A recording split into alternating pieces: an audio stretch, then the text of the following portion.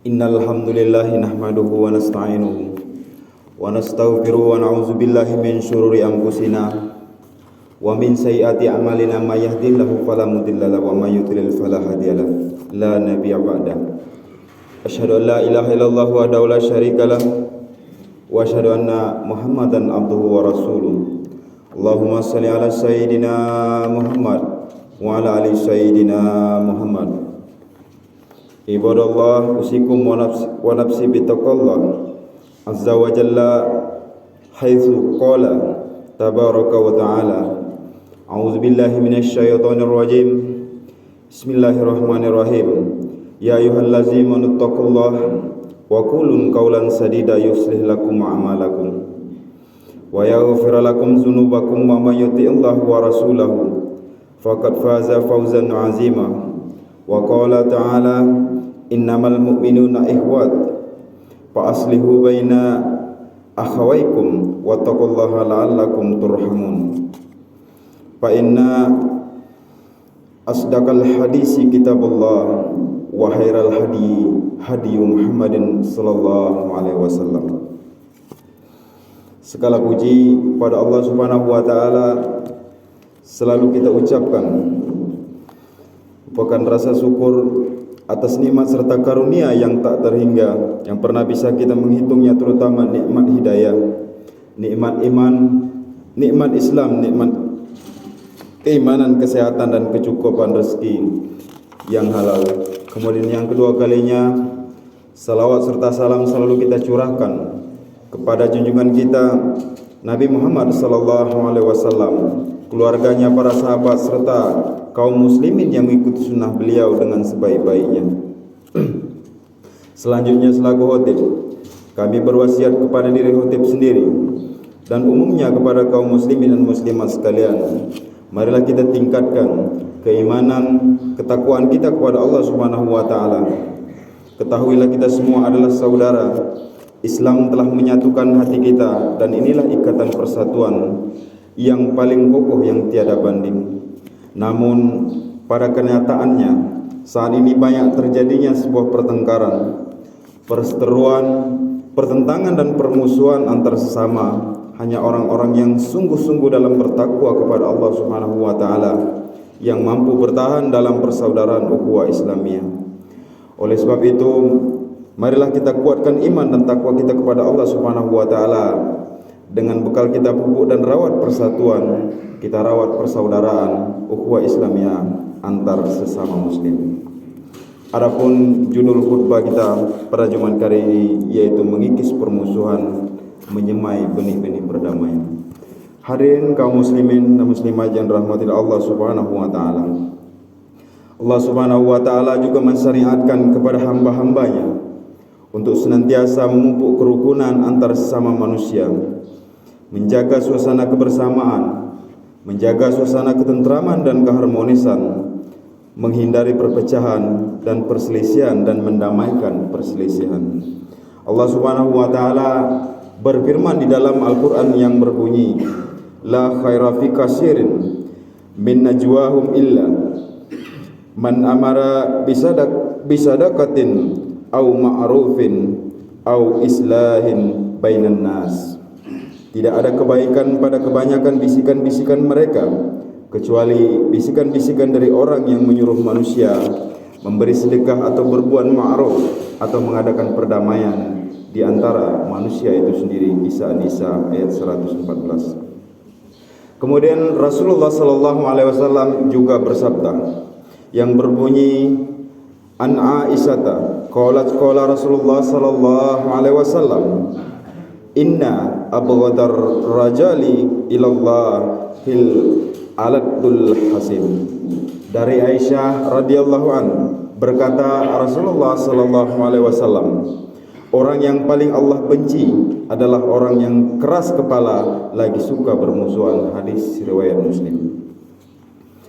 Maka setiap upaya yang berorientasi untuk mendamaikan dua saudara muslim yang sedang bertikai, muslim yang sedang berselisih dan bermusuhan adalah upaya dalam rangka mengurangi potensi-potensi perpecahan di tengah umat sehingga persatuan umat Islam dapat terwujud kembali. Hadirin kaum muslimin dan muslimat yang dirahmati Allah Subhanahu wa taala. Cara lain untuk memupuk dan menguatkan persatuan umat Islam adalah dengan tradisi saling memberi hadiah antar sesama muslim. Juga termasuk amalan ringan namun memiliki kekuatan yang sangat dahsyat untuk menyatukan umat Islam itu sendiri. Karena dalam tradisi tersebut terdapat unsur tarbiyah untuk saling menghargai, untuk saling memperdulikan antar sesama muslim, sehingga tumbuhlah rasa cinta, rasa kasih sayang di antara mereka, sebagaimana Rasulullah sallallahu alaihi wasallam bersabda yang berbunyi, tasabahu yazhab ghillu wa tahabbu wa tashab asyahna. Hendaklah kalian saling berjabat tangan, niscaya maka akan hilanglah kedengkian. Hendaklah kalian saling memberi hadiah, niscaya akan saling mencintai dan akan menghilangkan sebuah permusuhan. Hadis riwayat Malik. Kemudian Rasulullah sallallahu alaihi wasallam pun kembali bersabda yang artinya, hendaklah kalian saling memberikan hadiah karena hadiah dapat menghilangkan sifat benci di dalam dada. Dan janganlah seseorang meremehkan pemberian tetangganya walau hanya sesuil kaki kambing. Hadis riwayat Tirmizi. Kemudian selain dari cara di atas, masih ada cara lain untuk mengokohkan persatuan dan kesatuan umat itu sendiri, yaitu dengan membudayakan bermusyawarah.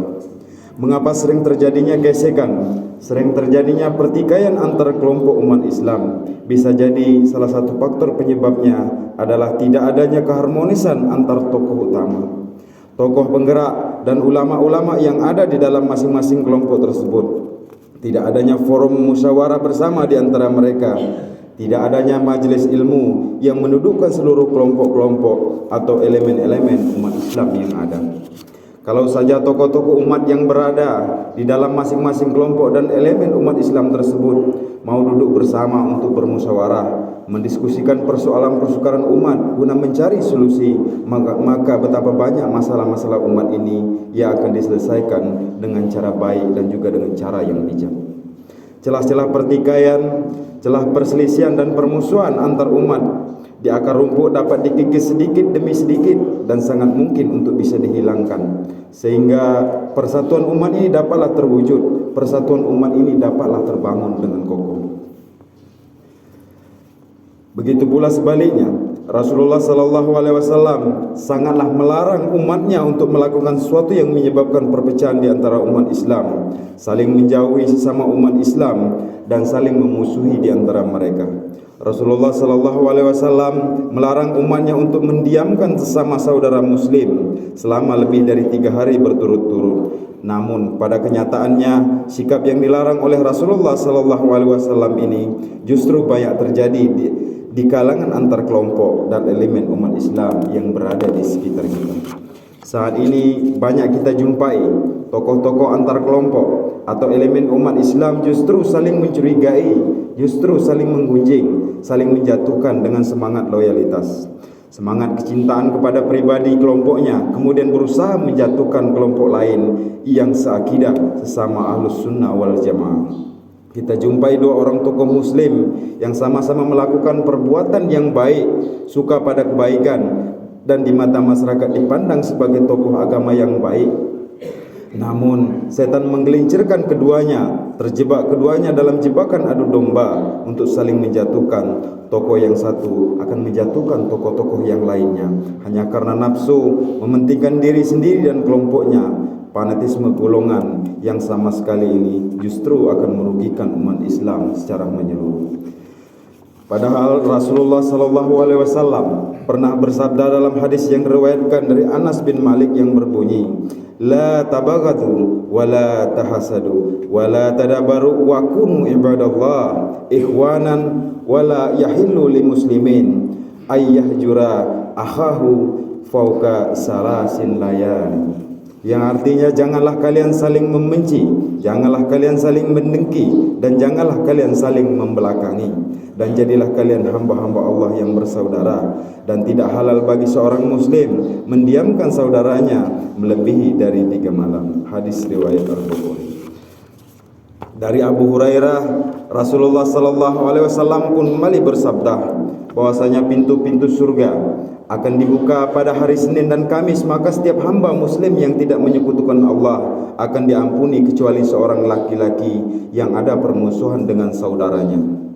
Lalu dikatakan, tangguhkan untuk keduanya hingga mereka damai, tangguhkan untuk keduanya hingga mereka berdamai. Hadis riwayat Malik.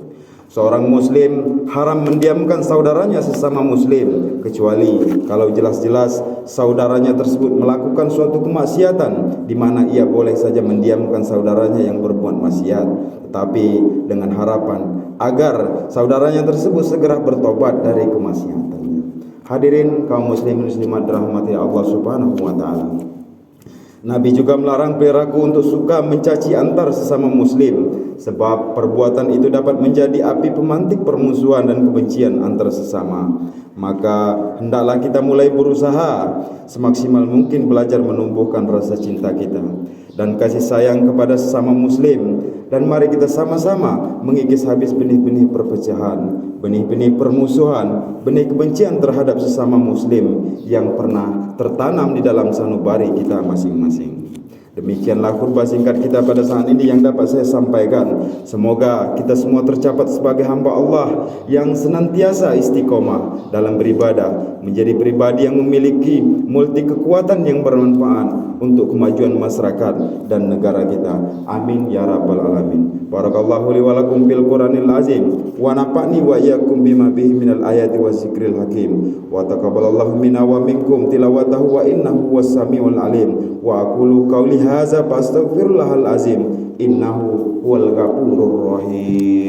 Alhamdulillahi ala ihsanihi wa syukru lahu ala taufiqihi wa imtinahi.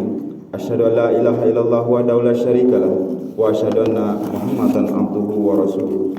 Allahumma shalli ala sayidina Muhammad wa ala ali sayidina Muhammad. Wa qala Allah ta'ala fil Qur'anil Karim, la in syakartum la azidannakum wa la in kafartum min azabil sadid.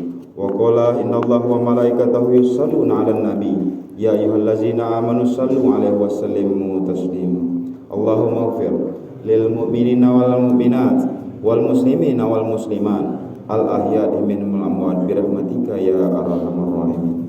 Allahumma arinal haqqa haqqan warzuqna ittiba'ah wa arinal batila batila warzuqna ijtinabah. Rabbana zalamna anfusana wa illam taghfir lana wa tarhamna lanakunanna minal khasirin. Rabbana la tuzigh qulubana ba'da idh hadaitana wa hab lana min ladunka rahmatan innaka antal wahhab. Rabbana atina fid dunya hasanah wa fil akhirati hasanah wa qina azabannar. Walhamdulillahi rabbil alamin. Ibadallah innallaha ya'muru bil 'adli wal ihsan wa ya'tazil qurba wa yanha 'anil fahsya'i wal munkari wal baghi ya'izukum la'allakum tadhakkarun. Wazkurullaha al-azim yazkurkum wazkuruhu 'ala ni'amihi yazidkum wa la zikrullahi akbar. Aqimis shalah. Wassalamu alaikum warahmatullahi wabarakatuh.